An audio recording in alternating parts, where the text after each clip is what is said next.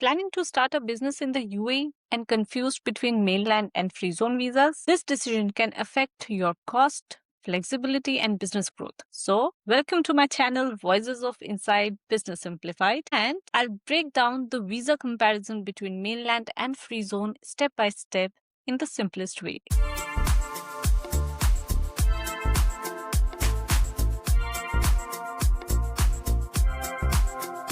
All the mainland visas are handled by Mohre for labor approval and immigration. Mohre is Ministry of Human Resources and Emiratization in UAE. What would you need? You would need labor contract and work permit. Whereas in free zones, the free zone visas are handled by the free zone authority. No more involvement. We can say that the process of visas are comparatively simpler in free zones. First, we'll discuss the mainland steps. We apply for work permit approval, entry permit, medical test, Emirates ID, labor contract signing, visa approval, and finally the Emirates ID physical copy. I have already made visa processing earlier, so you can follow the playlist of visa processes and you will get a fair idea in detail about everything. When we talk about the free zone, here the process will be a little bit shorter because it starts directly with the entry permit, medical test, Emirates ID, and visa stamping. And the third step would be to get the quota. See, in mainland, the company setup cost is different and the visa cost is not related to the license cost in any way. But yes, the visa quota would depend on the office size, that is the ijari that we call in Arabic, and of course the business activity as well. So bigger is the office, more visas you become eligible for. Whereas in free zone, they provide you with the Flexi desk, which allows up to 2 to 3 visas in any of the free zones. But if you wouldn't require more visas, you will have to take the office option, mostly provided by that respective free zone itself.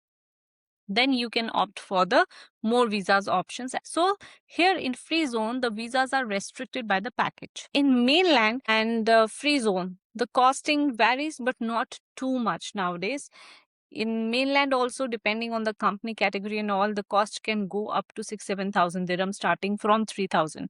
Whereas in free zone, again, the costing can be anywhere between 4,000 to 7,000 dirhams. So it would depend on the free zone to free zone and the number of visas, the office cost. So yes, there is variation, but not like huge difference. Mainland can be a cheaper option provided that they fall in the company category A option and the work permit cost is very low.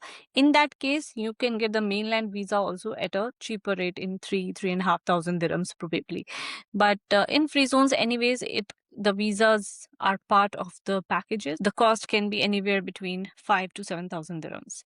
What about the processing time? Say in the mainland, it's around 2 weeks process, and in the free zone also, if you're going with the standard process, around 2 weeks. Sometimes if you have taken outside entry permit, the timeline can get reduced. But by and large, we always give our clients around 2 weeks. And if there are extra requirements, it can even shoot up to 3 weeks. But 2 weeks is a minimum requirement. What about the flexibility and restrictions?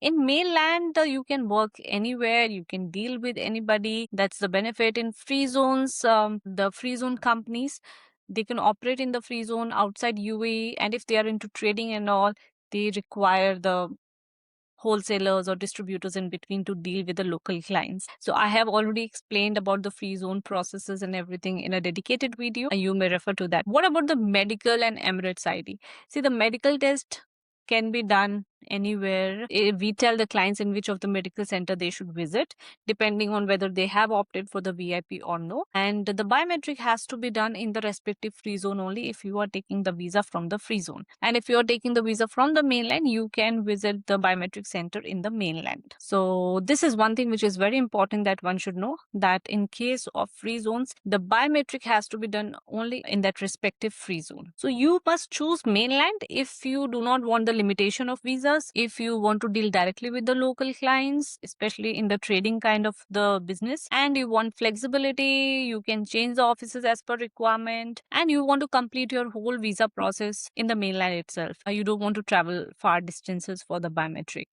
But if that's not an issue, you are just a startup and you don't plan to have a bigger team or more visas, and your nature of business is more of international types, or maybe 50-50, but it's more into services sector probably, then a free zone is a good option for you.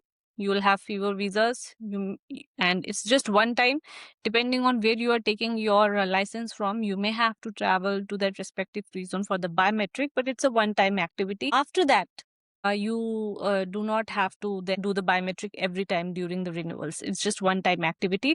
And if you don't want to do that also, then opt for the Dubai free zone only, so that you can complete your biometrics as well within Dubai. Some of the biggest mistakes that you should avoid should be that for the low prices, low cost, people opt for free zones, and later they realize that their visa requirements are much higher, or they want to deal directly with the locals at the later stage, so they are bound to open company in mainland later on. Otherwise, free zone for the limited requirements is a very good option to proceed with. If this video helped you understand the differences well, like the video, comment your questions, and subscribe for more UAE business and visa related news. See you in the next video. Till then, take care and bye-bye.